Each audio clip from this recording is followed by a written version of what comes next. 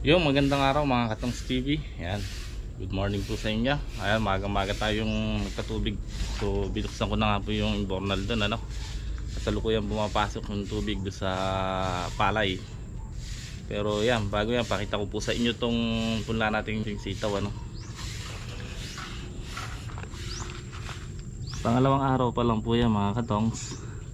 Pero nakita niyo po, ganda. Ayan, oh. Nilabas ko na nga po rito dahil hindi pwedeng manuron tumagal sa lilim, ano. Tataas ng kanyan, tataas yung pinaka sanga nya, mawawalan ng ano yung dahon, kaya kailangan ipasikatin na natin sa haraw. Ganda, oh.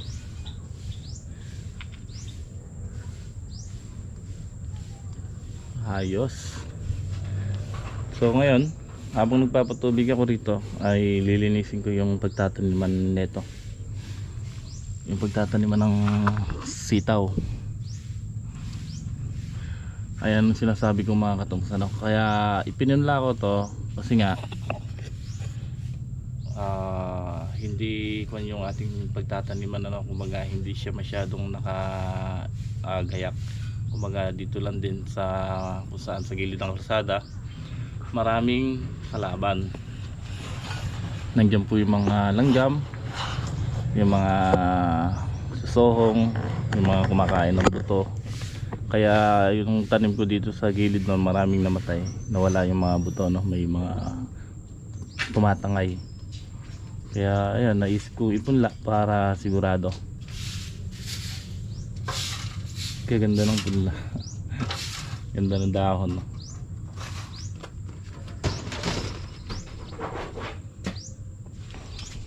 So tingnan natin yung pinapatubigan ko rito.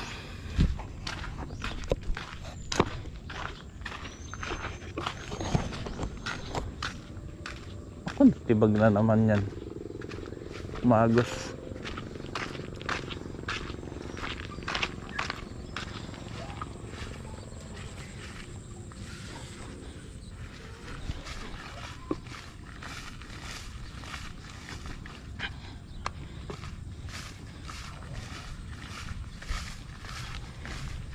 Ayan, pinapapasukan ko na ng tubig.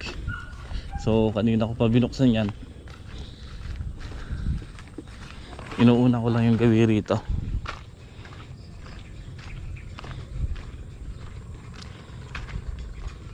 Ayan, palulubugin ko po ito.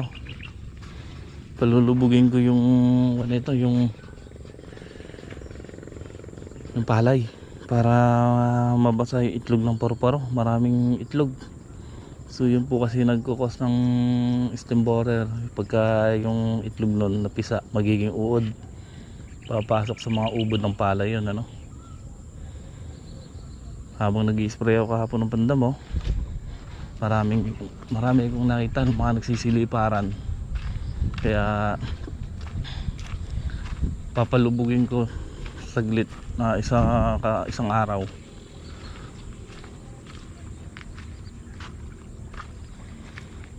Yan, ganda naman. Okay mga Katongs, at hapon na nga po. Bali yan, maraluwang na yung napapatubigan natin. At yung naman po, lubog na lubog yung ating palay. Yan ang maganda sa tinaasan natin pilapil, para lumubog yung palay, mahuhugasan yung, ma-wash out yung mga paru-paro. Tsaka yung sabi ko nga, yung nakapangitlog, yung mga wala, malaglag yung itlog, ano, sa dahon.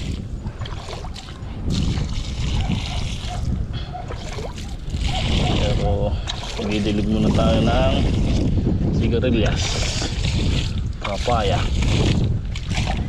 Yung papaya natin malalaki na.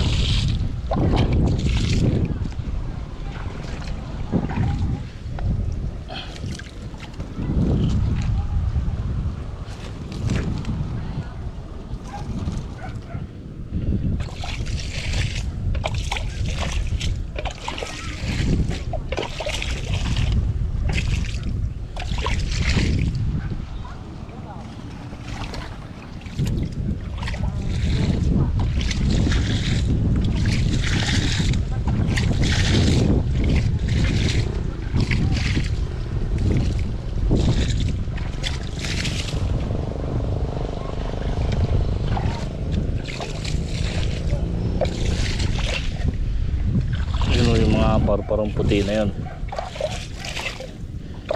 Yun ang pagka ng itlog at namisa ay ala patay yung kan, papasok lahat sa ano yan, sa ubod ng palay, yan sisirain, mamamatay yung palay.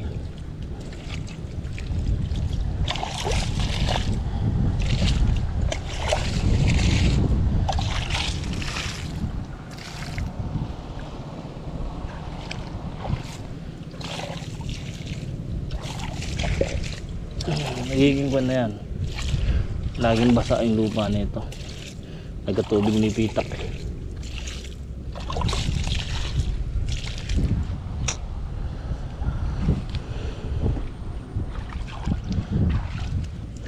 Mas mapatabang ko na mamaya, lagyan ko ng G6 20.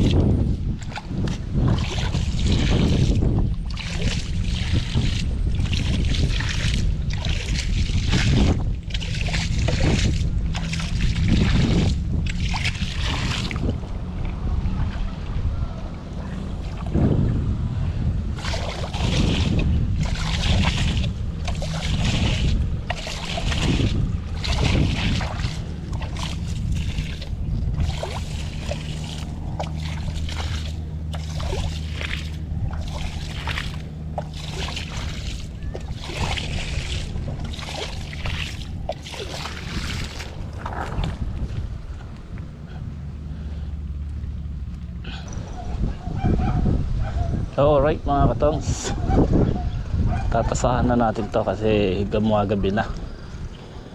Ngayon pabubugayin ko na yung pampers pa rito.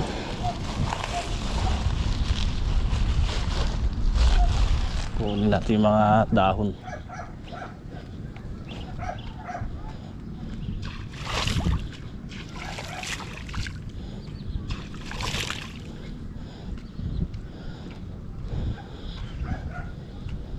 Udayan.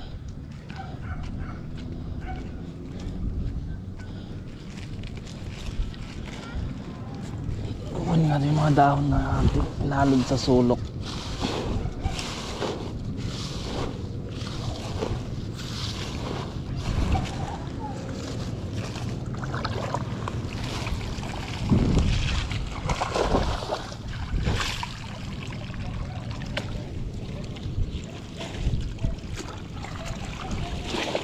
Ay.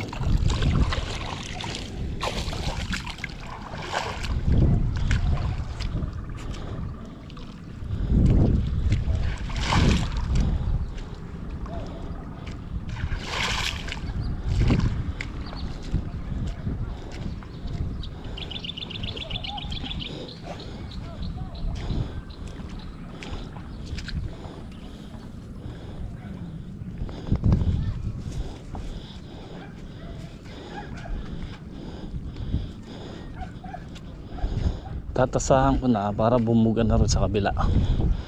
Maghapon kalahati na puno natin. Ayos naman, yan nga gusto ko, yung kwan mapaw talaga.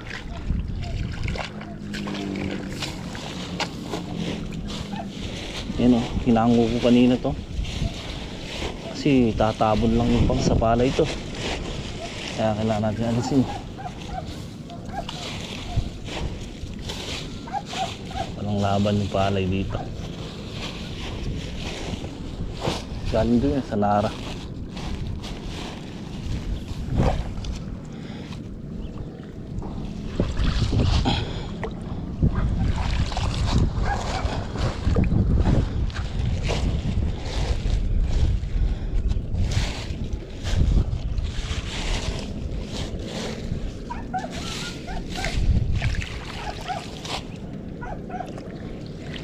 makapal. Pagka natuyo yung tubig yan, nandyan lang lahat yan. Mahirap ba tayong alisin? Papakat pa sa putik.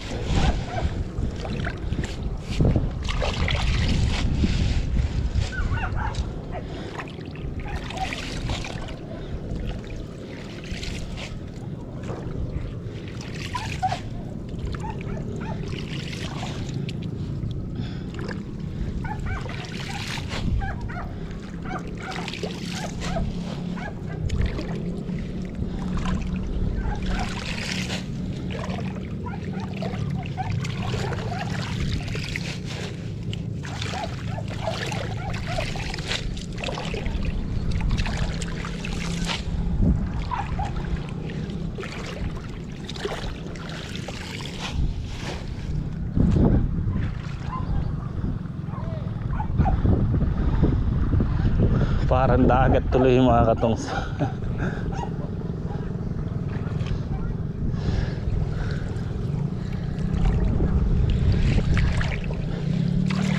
Di naman mamamatay yung palay dyan pagka isang araw lang. Ito lang yan, palilitawin na natin. Tsaka yan ang kagandahan pagka binomba natin ng bandamo tapos nalubog ng tubig, patay talaga sigurado yung dami dyan.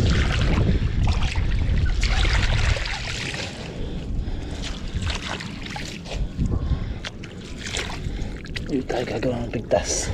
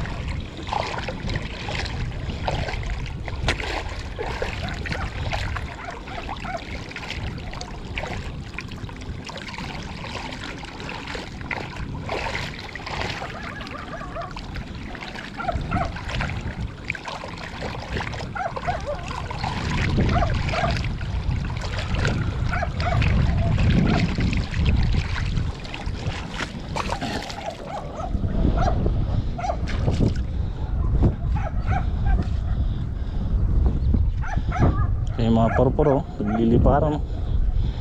Nandito yan sa gilid ng pila ng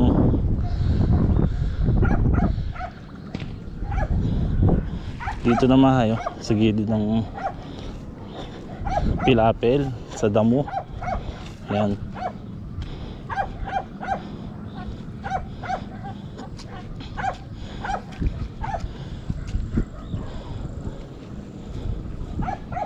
Kalipa rin natin ang makain ng ibon.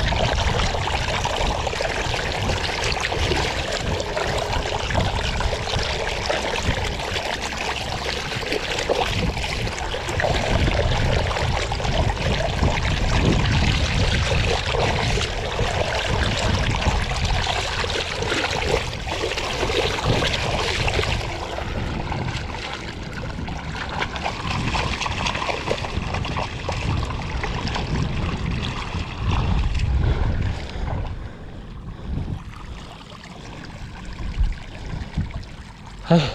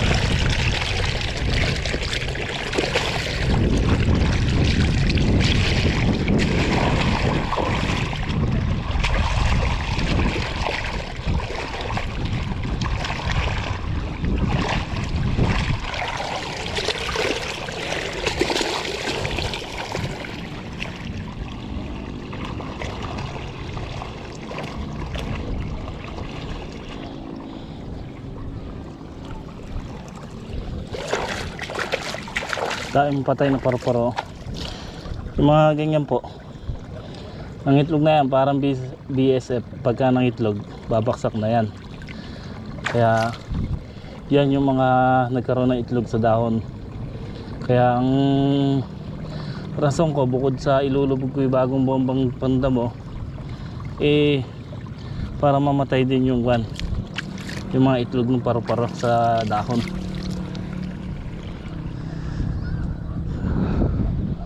Kasi nangyari sa amin doon kay Boss Roming Bulldog dati, ganyan. Kami lang yung sabog tanim doon, kaya lahat ng paru-paro nandun sa amin nung nakapangitlog ngayon at namisa. Sira-sira yung awan na inuuburan yung mga palay, kaya maliliit pala yung palay, nalalanta na.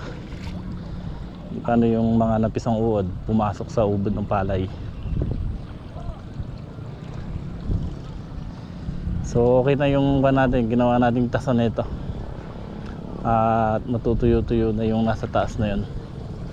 Bukas sanap na lang yung gagawin kong tubig yan, tapos baka sa makalawa masabugan na.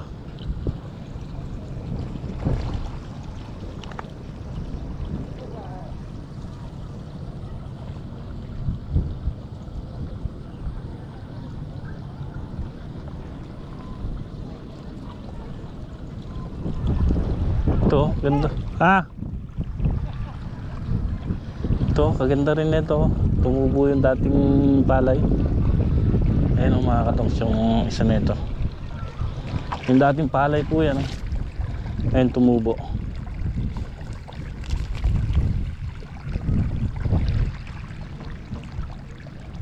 Masyado kasi madalang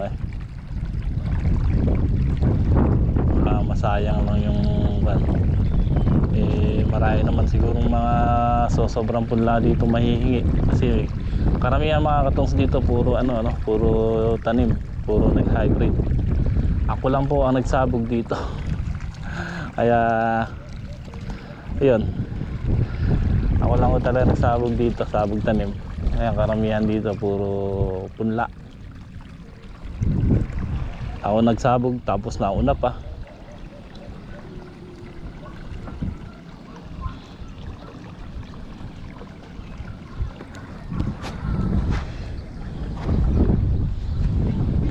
So ayan mga katons, gumagabi na. So hanggang dito na lang muna ang ating munting vlog. At least na-update ko kayo dito sa ating ginagawa dito sa bukid maraming salamat sa walang sawang sumusuporta sa Tongs TV, sa aking mga vlog shoutout po sa lahat, kay Tita Cora Cruz at saka kay Ate Marictividad Gutierrez. Shoutout po sa inyo. At syempre, yan, kay Tita Juanita Causo, sa inyong pamilya, maraming salamat po sa suporta. Hanggang bukas, kita-kits po tayo. Maraming salamat.